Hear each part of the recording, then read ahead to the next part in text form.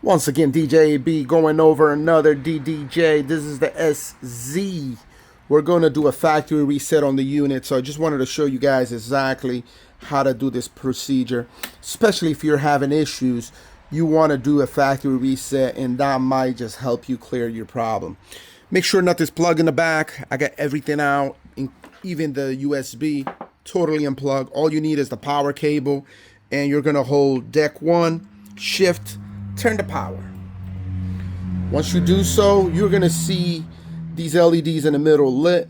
It's going to show you your version number. It's also showing you your jog wheel, if it's center or where exactly it's calibrated to. There's a setting for changing that. If you need, let me know. I'll help you with that. But continue our video. What we want to do is to do a factory reset is we want to hold both syncs button.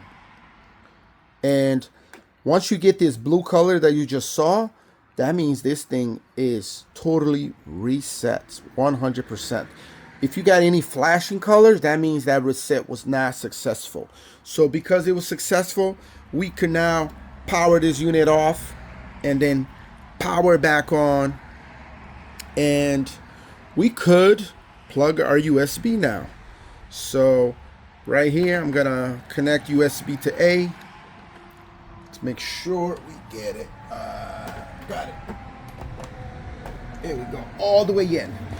And as you can see, I already have some songs queued up, so it went right on.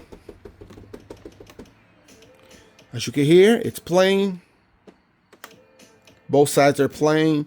So this unit didn't have any issues, but I factory reset anyway, just to show you guys it's just like it came from the factory.